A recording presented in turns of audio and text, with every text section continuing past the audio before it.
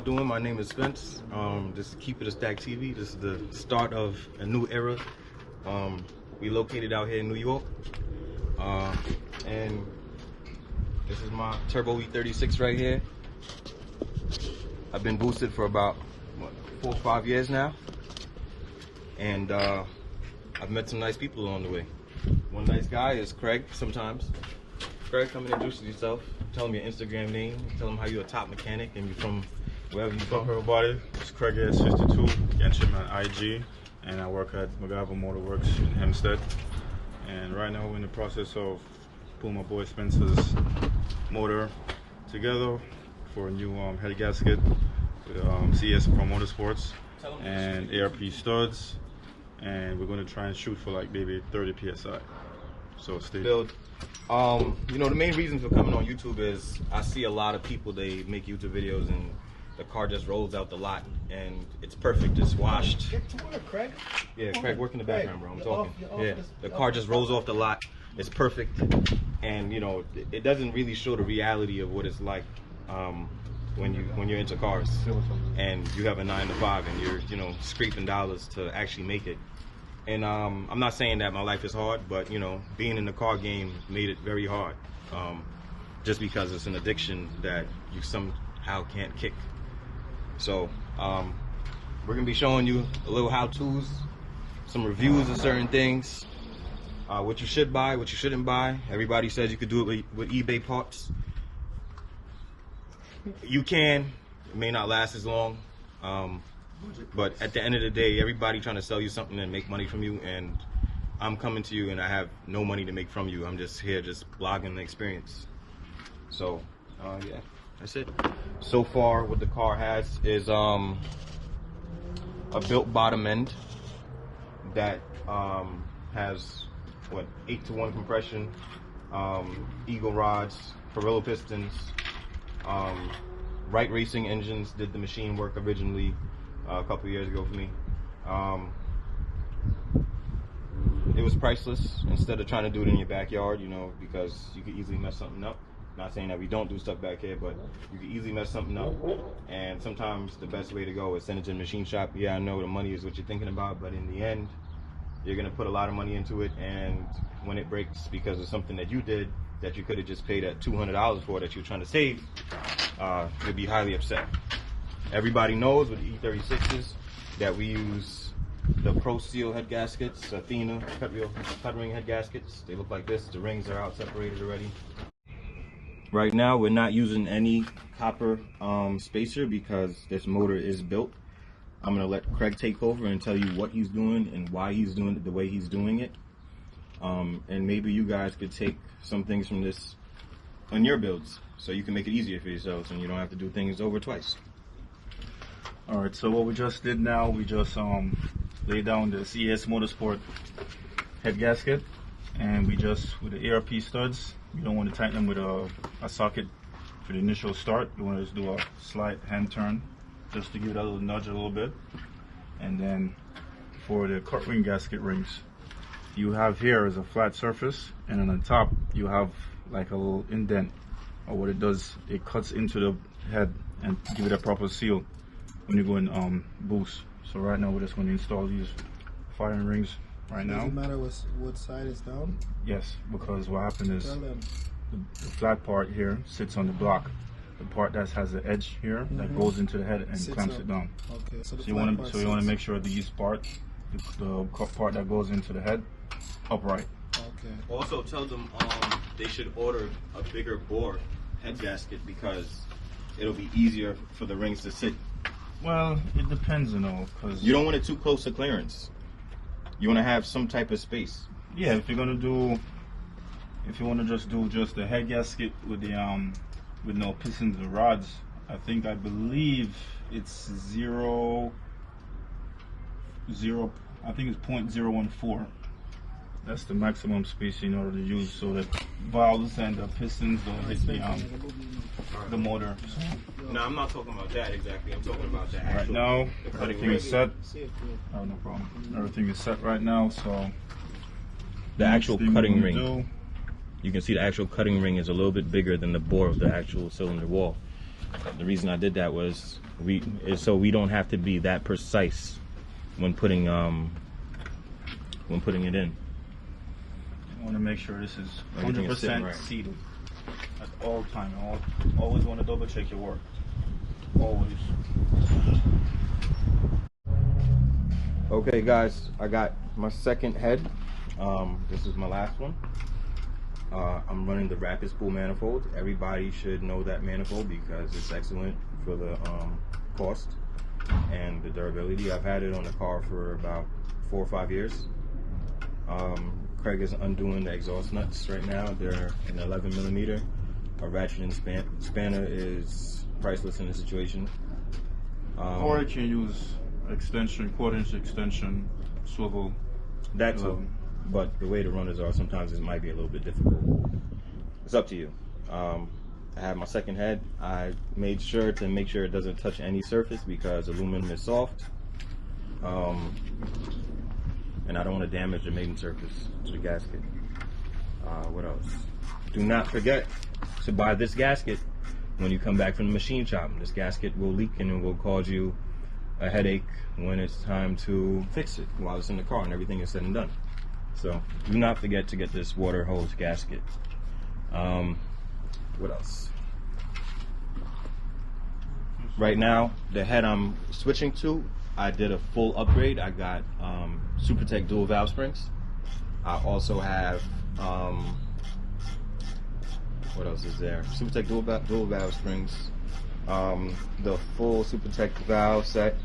I got Supertech retainers, and I also have the single groove retainers. I also have the new valve stem seals as well. Next purpose of this video, or the next series of videos that will be involved, is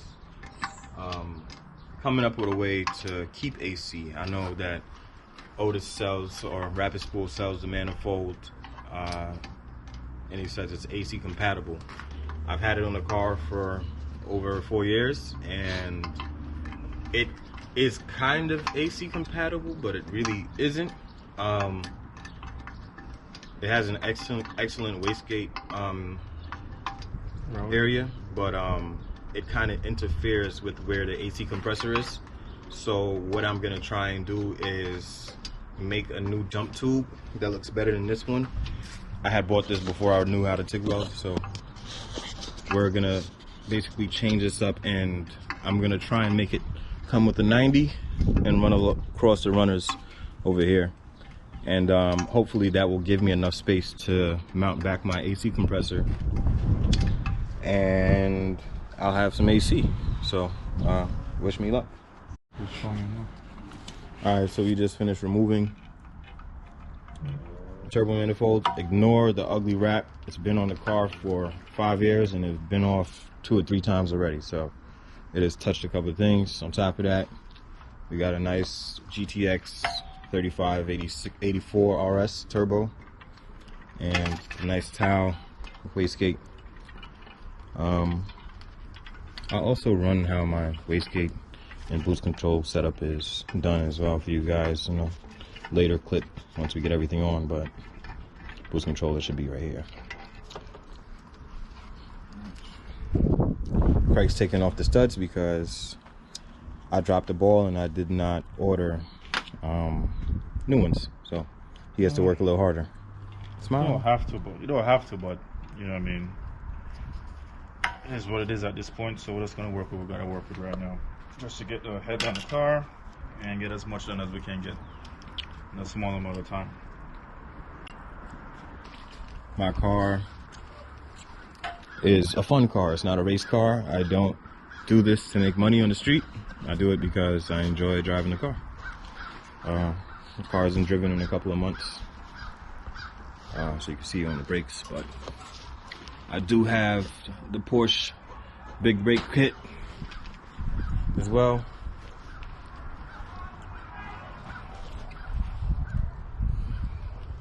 Run at 17, so I had to shave it 12 millimeters. Got the mounts from Rally Road. Eric, thanks.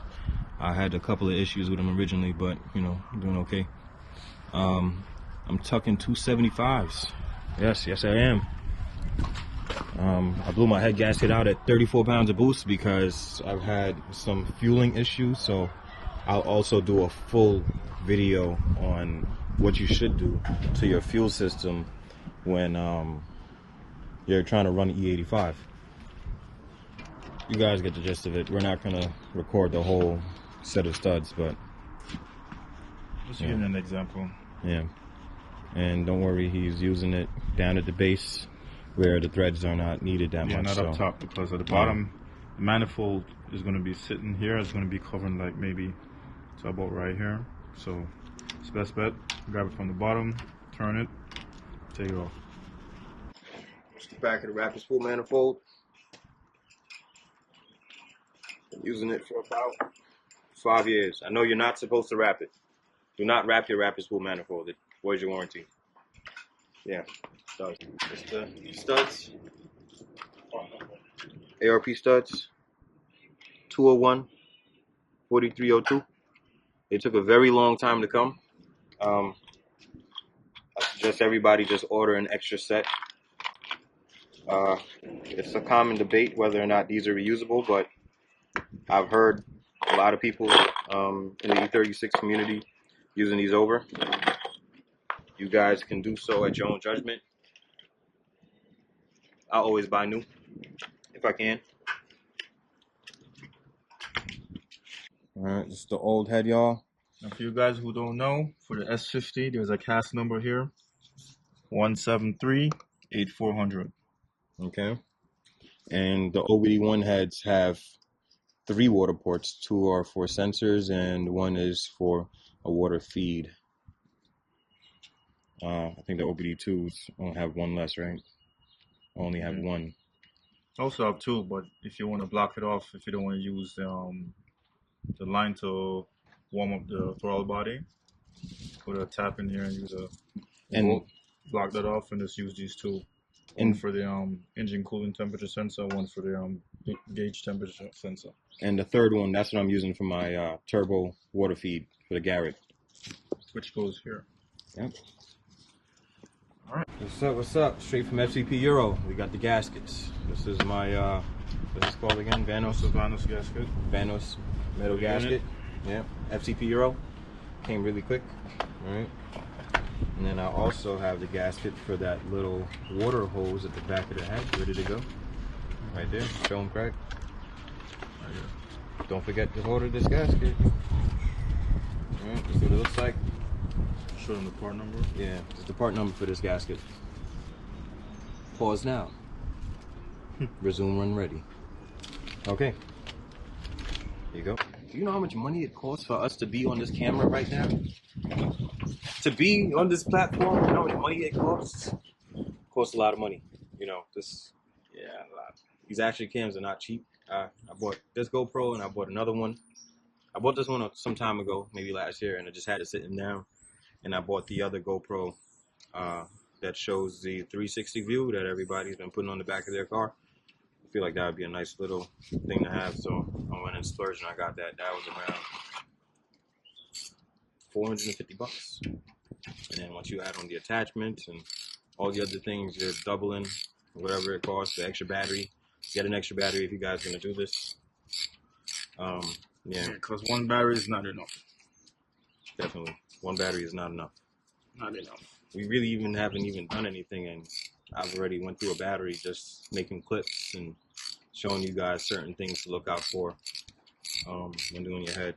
This video is not to show you how to do your head. It's just like little tips and tricks that you should know. You gotta look out for. Yeah, things to look out for. Short and sweet stuff. Guys, and it's gonna rain. We could have been finished, but unfortunately I had some errands to do, so not only that, we want the footage. Definitely footage. I should have welded an AN flange onto that aluminum thing there. That'd have been cool. Never seen it again. That's all right.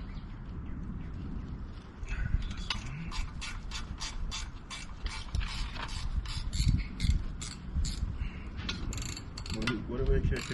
Yeah.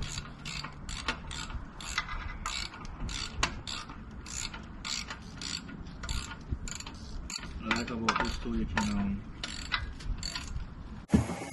All right, guys, as you can see, Craig helped me out.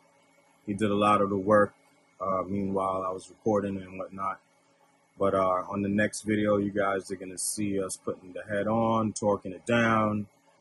I'll be using certain things that we're going to be trying out, like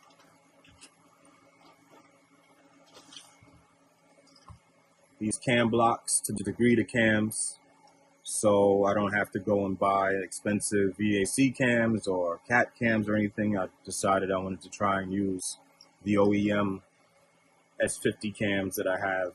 So we're going to try these cam blocks out. I've been boosted before with the natural timing that BMW states. This timing block right now will be retarding the exhaust cam 8 degrees, which should allow for, higher power in the RPM band, spooling the turbo up higher, and also, and Craig is here at the moment, Craig. On the next episode, Craig, what we doing? We putting the head down and we torquing it down with these blocks. Oh, for the cams. Yep, for the cams. Camera's right there. Say hello. What's up? Yeah, thank you, sir. And that's about it.